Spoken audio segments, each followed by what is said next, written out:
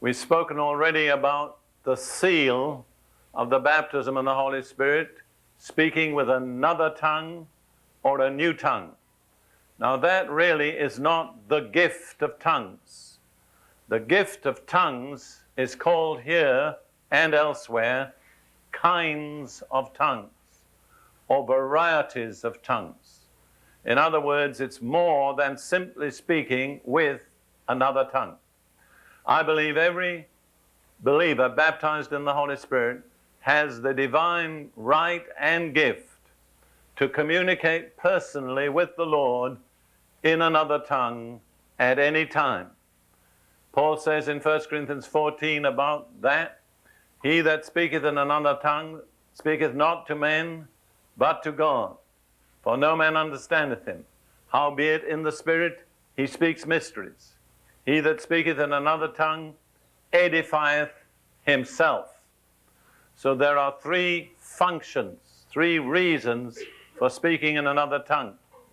Number one, you're speaking to God. That's a privilege. How many of you would agree that's a privilege? Direct communication, spirit to spirit with the living God.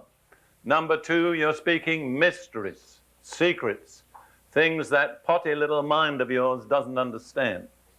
And three, you're edifying or building yourself up.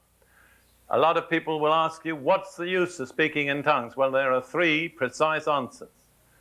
The use of speaking in tongues is to communicate direct with God, to speak mysteries, and to build yourself up.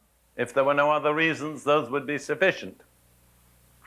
But I believe that the full gift of kinds of tongues goes on beyond that. Kinds of tongues is different uses of tongues. Another kind of tongues is to speak out loud in the assembly in an unknown tongue with something that is to be followed by an interpretation. Another use of the tongues is as a sign to unbelievers. This is very rare. Most charismatics don't think about it.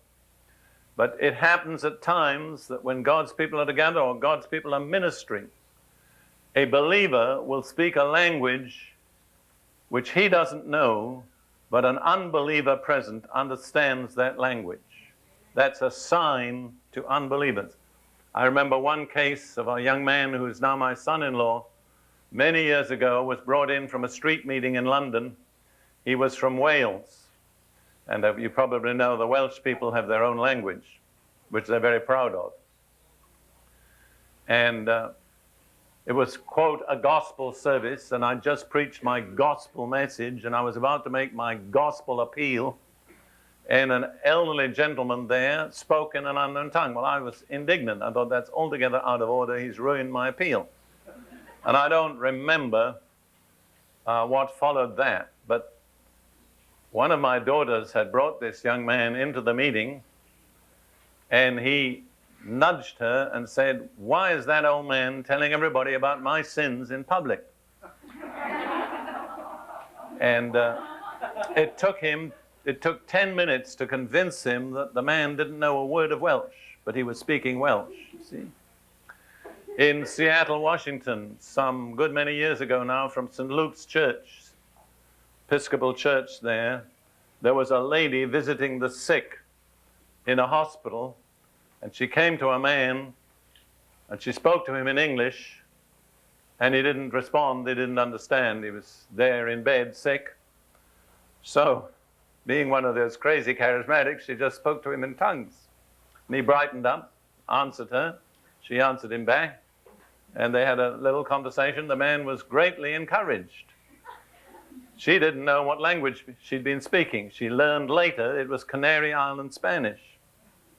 That was his language.